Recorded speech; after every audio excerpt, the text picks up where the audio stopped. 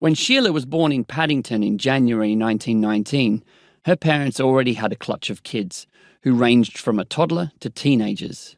Her mother, Hilda, did her best to support the brood by working as a chef, while her father, John, did his best to piss and gamble away the family income.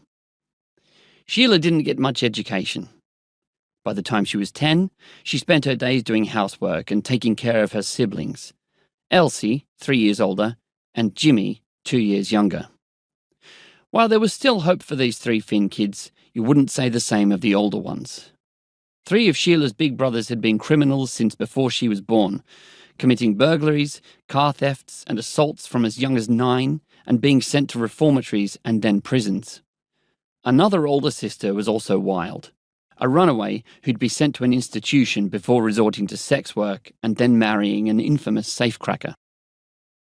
Around 1930, amid all this drama and with the depression deepening, Hilda abandoned her parasitic husband and took the kids she could still save to Bathurst. She again worked as a cook.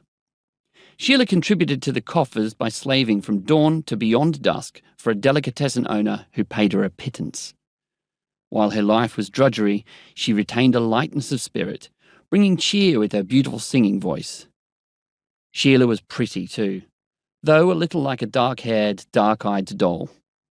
At just 4 feet 9 inches and 80 pounds, she was a girl who could make little Jack Simmonds feel like a big man. Sheila was 15. Jack was 25. He was her escape. Or so she hoped. They were married in a Catholic service on a bleak and wintry Friday in August 1934, when the big news was from Germany.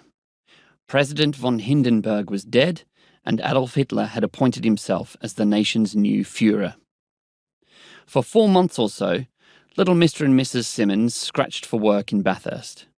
Nearly broke, they rode the Rattler, hiding on a coal train hopper to get to Goulburn, hoping things would be better there. But it was a bust. So they stuck out their thumbs and went north. In Sydney, they found work. She is a maid, he is a gardener, with a family in Marylands. Together, they'd earn decent money and have rent-free use of a cottage. Just in time, too, because Sheila fell pregnant around January 1935.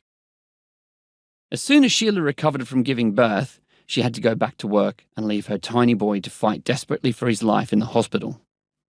Had he been born in Goulburn or Bathurst, he would surely have died. But, warmed by steam and fattened on milk, the baby survived and then thrived. Sydney had given Kevin John Simmonds his first second chance at life.